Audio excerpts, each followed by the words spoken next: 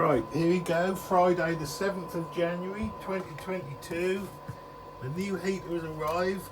I'm in my shed, which has been heated by my first heater. Now going to unbox and see what we get in the heater, which is all the separate parts.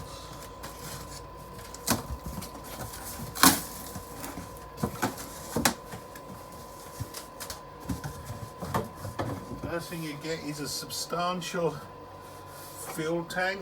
I think that's about 15 litres. That will fix on the wall. With this one you get a free gift of some miniature gloves. Interesting.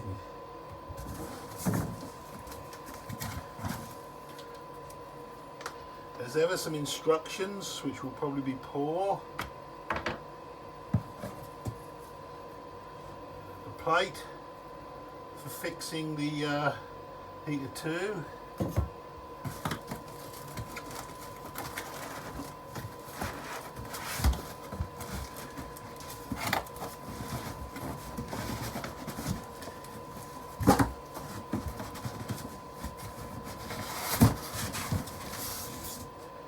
We get another box of accessories.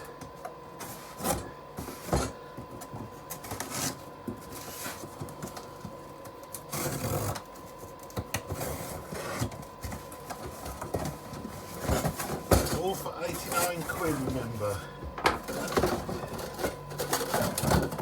We get the stainless steel exhaust tube, which is flexible.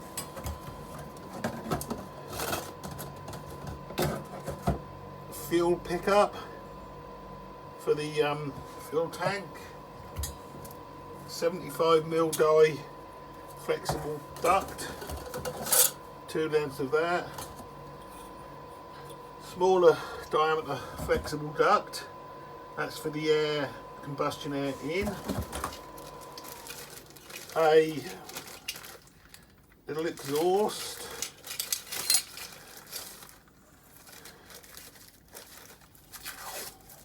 which is fine for internal or outside in a shed use, but never use that if you're putting it in a boat, or only outside if you're putting it in a vehicle, because this does leak, it's not sealed. And we have a couple of brackets and screws,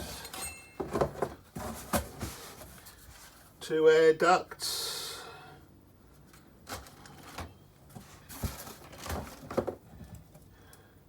it's interesting, much more solid air fuel line,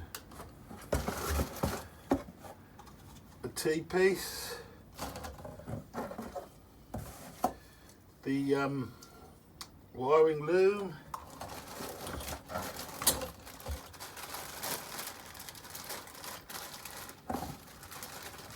little box of goodies including the fuel filter, the air filter, Jubilee clips, the other bits and pieces,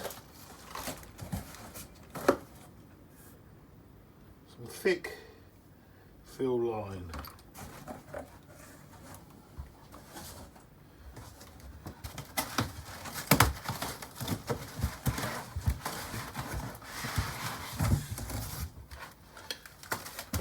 And in the heater itself, you get a zip fuel pump, the digital screen and remote control,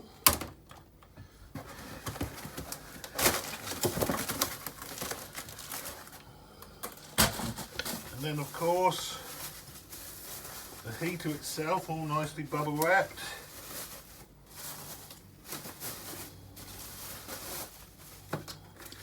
On this one they've gone for some fake carbon effect.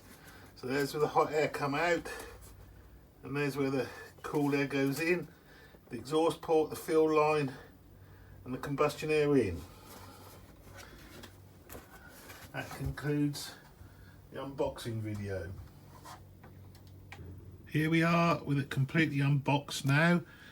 I will run through each item so you can see what you get. So the first thing, big thing is I don't know the capacity. I think it's probably a 10 litre fuel tank, which will last ages. You even get a little clunk and some fixings for the fuel tank there.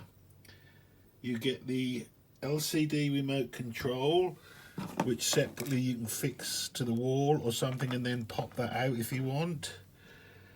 Connected to that we have the little LCD, or the little remote control rather, with a battery. Then we have the zip end with two little red ends on it to keep it clean. The exhaust, which, as I said, do not use this if you're fixing this heater in a boat. It leaks, it is not wise. If you're fitting it in a camper van or motorhome, by all means use this, but it must be outside the vehicle and away from where fumes could get into the vehicle. Then we get the stainless steel exhaust pipe, a reasonable length there. You can't really cut this to length because you need these ends to fix to the various parts. Then we have the wiring loom, absolutely idiot proof because all the plugs will only go into the correct end. I forgot the rather comical miniature gloves free gift on this one, but my wife will enjoy those. They'll probably fit her hand. Then on this one they have changed to a solid fuel line and then a little rubber fuel line to connect it to the various parts. It used to have one of the Chinese green fuel lines, which I thought were okay, but people did report some issue with those. And on this kit you get the 70 or 75mm duct, which I will use because I'm fitting it in the shed and I'm fixing the unit outside. Two of those. A T-piece, I won't need that. You don't usually get that. That's an added advantage. Normally that's about £8 on its own. You get the instruction book, which will probably be reasonable, but they're normally poor. A connector for the fuel line to the fuel tank. Again, I will probably not use that. I would probably put a clunk in the top of the lid and drop a clunk with a flexible pipe into the fuel tank, just so you don't get any leaks. Then you get the two lengths of 70 or 75mm ducting. As you see, you pull those to lengthen them. Then you get a smaller diameter duct, which you can use for the air intake, should you so wish. A filter for the combustion air intake. 4 Jubilee clips. 2 smaller clips for the exhaust. A bag of screws. A rubber connecting thing, which is quite good to hold the air intake. Some other Jubilee clips. A fuel filter, and even a small quantity of cable ties.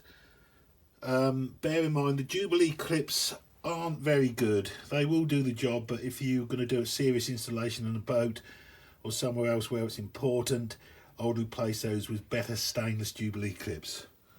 Other than that, I personally feel that you get rather a lot for your money. I haven't told you about the actual unit itself, have I? So here's the actual unit itself, where you have the cold air in there. The heated air will come out of there. As I said, this one's pretending to have a carbon fibre effect. But the specs on this unit are it's 12 volt electrical supply, which needs to be capable of 40 watts, which is very low, and it drops way down on that once it gets running. And this one claims to have an output of 1 kilowatt to 8 kilowatts. And there we can see UKCA CE mark. I'm sure lots of people will want to debate that. Made in China. Underneath, you have one of the connecting wires and the connection for the combustion air in and the exhaust air out, which is very hot. And the fuel line connection, which is perilously close, so you have to take and be mindful of that. So as I say again, that's the lot you get for £89 UK, delivered. That price, wasn't it? Came 2 days after I ordered it. Can't see how you can do better than that, quite honestly.